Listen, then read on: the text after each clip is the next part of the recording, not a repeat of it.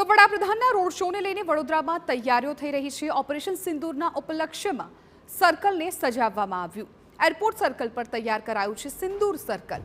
Circle પર સિંદૂરનું પાત્ર ભરીને મૂકવામાં આવ્યું છે। વડાપ્રધાન રોડ શોમાં મહિલાઓનું અભિવાદન ઝીલવાના છે। 17 દેશના વિદ્યાર્થીઓ, નિવૃત્ત જવાનો રોડ શોમાં જોડાવાના છે। ઓપરેશન સિંદૂરમાં ભારતીય સેનાએ કરેલા દેખાવા બાદ હવે વડાપ્રધાન નરેન્દ્ર મોદી પોતાની કર્મભૂમિ પર પહેલી વખત પધારી રહ્યા છે।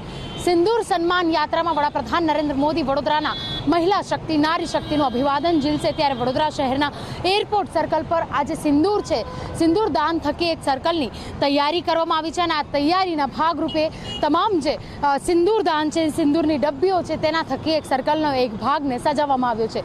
ઉલ્લેખનીય છે કે આ સિંદૂર દાનની સાથે સાથે ભારતીય સેના દ્વારા જે શસ્ત્રોનો ઉપયોગ કરવામાં આવ્યો, જેવા કે બ્રહ્મોસ છે, આ તમામ જે ભારતીય સેનાના જે શસ્ત્રો છે તેને પણ સ્ટેજ પર સ્થાન આપવામાં આવ્યું છે, તેના પણ કટઆઉટ્સ મૂકવામાં આવ્યા છે। ઉલ્લેખનીય છે કે એરપોર્ટ સર્કલ પર આવતીકાલે જ્યારે રોડ શો થવાનો છે, જૂના એરપોર્ટથી એરપોર્ટ ગેટ સુધીના આ રોડ શોમાં 15 મિનિટનો જે સમય છે તે વડાપ્રધાન નરેન્દ્ર મોદી દ્વારા મહિલાઓનું અભિવાદન ઝીલશે।